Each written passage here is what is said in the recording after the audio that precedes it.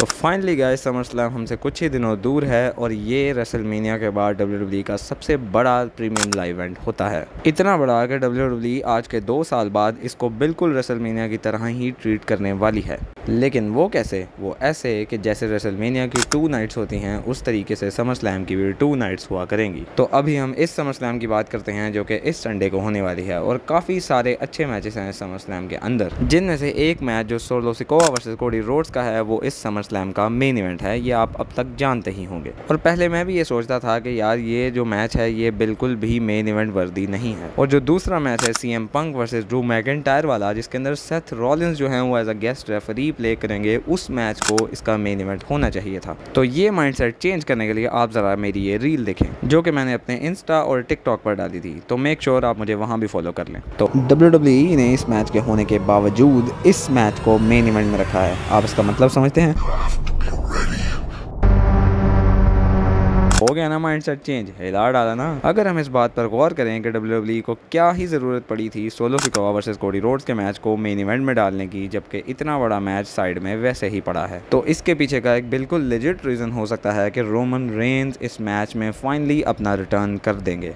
Roman Reigns के return और उनके आने के बाद वो क्या क्या करेंगे, ये सारी बात मैंने इन डिटेल एक और वीडियो में की है, तो मेक श्योर आप उस वीडियो को ज़रूर देखें। मैं लिंक डिस्क्रिप्शन में डाल दूंगा। तो मेरे ख्याल से पहली पॉसिबिलिटी जो सोलो सिकोवा और कोडी रोड्स के मैच की है वो ये है कि रोमन रेंज इसके अंदर अपना रिटर्न करेंगे और वो आकर सोलो सिकोवा को वो WWE अनडिस्प्यूटेड टाइटल जो है वो कॉस्ट करवा देंगे, जिसमें जो ये फेक ब्लड लाइन है वो रोमन रेंज को रोकने की पूरी कोशिश करेगी, लेकिन रोमन रेंज उन सबको मारेंगे और साइड पे कर देंगे। दूसरी पॉसिबिलिटी भी रोमन रेंज के ही रिटर्न की है, लेकिन इसके अंदर जो मैच है वो डिस्क्वालिफिकेशन में एंड हो जाएगा। ना तो कोडी रोड्स जीतेंगे और ना सोलो सिकोवा। तीसरी पॉसिबिलिटी में ये हो सकता है कि सिर्फ रोमन रेंज अपना रिटर्न ना करें बल्कि साथ जिमी ऊसो भी अपना रिटर्न करें, क्योंकि मेरे ख्याल में जिमी ऊसो जो हैं वो लाइमलाइट डिजर्व करते हैं। क्योंकि जब से जिमी ऊसो ने जे ऊसो को समरस्लैम के ऊपर बिट्रे किया था तब से जिमी ऊसो का ग्राफ नीचे ही जाता जा रहा है।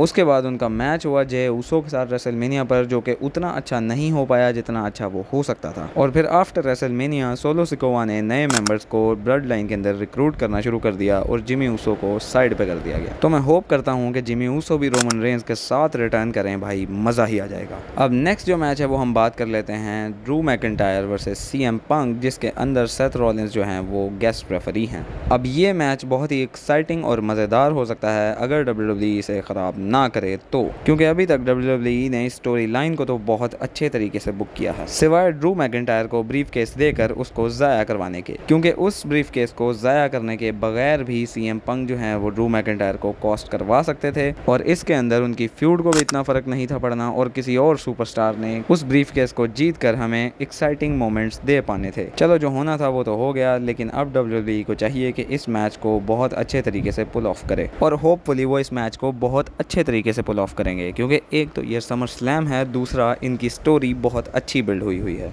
तो अब इस मैच की पॉसिबिलिटीज़ के बारे में डिस्कस कर लेते हैं। पहली पॉसिबिलिटी तो ये हो सकती है कि जो सेथ रॉलिंस हैं वो CM पंक को ये मैच कॉस्ट करवाएंगे जानबूझकर, क्योंकि इतना प्रॉब्लम उन्हें ड्रू मैकिंटायर से नहीं है जितना प्रॉब्लम उनको CM पंक से है। तो एक पॉसिबिलिटी तो ये हो सकती है। दूसरी पॉसिबिलिटी में ये मैच डिस्क्वालिफिकेशन में भी जा सकता है, जो कि बहुत ही डिसअपॉइंटिंग मूव होगा WWE की तरफ से। और ये मैच डिस्क्वालिफिकेशन में ऐसे जाएगा कि ड्रू मैकिंटायर जो हैं वो इतना टीज़ करेंगे CM पंक को उनकी फैमिली के रिलेटेड कि CM पंक रेफरी की सुनना ही छोड़ देंगे और ड्रू मैकिंटायर को मारते जाएंगे, जिसके बाद मैच की डिस्क्वालिफिकेशन हो जाएगी। तो अब बात कर लेते हैं मेरी फाइनल प्रेडिक्शंस के बारे में इन दोनों मैचेस को लेकर। तो मेरे ख्याल से solo Sikoa versus Cody Rhodes वाला मैच जो है वो कोडी रोड्स जीत जाएंगे, क्योंकि रोमन रेंज अपना रिटर्न कर लेंगे। तो भाइयों खुश हो जाओ, रोमन रेंज अपना रिटर्न करने वाले हैं। और CM Punk versus Drew McIntyre वाले मैच के अंदर मेरे ख्याल से ड्रू मैकिंटायर जीतेंगे, लेकिन सेथ रॉलिंस की हेल्प के साथ। अब ड्रू मैकिंटायर को WWE यहाँ पर इसलिए जितवाएगी क्योंकि बहुत देर से ड्रू मैकिंटायर पहले हारते हुए आ रहे हैं। वो पहले CM पंक की वजह से अपनी होम कंट्री में भी हारे, और उसके बाद वो मनी इन द बैंक का ब्रीफ केस भी CM पंक की वजह से ही हारे हैं। तो मेरे ख्याल से यहाँ पर उनका जीतना बिल्कुल जस्टिफाइड होगा। आप अपने थॉट्स मुझे कमेंट सेक्शन में बता सकते हैं।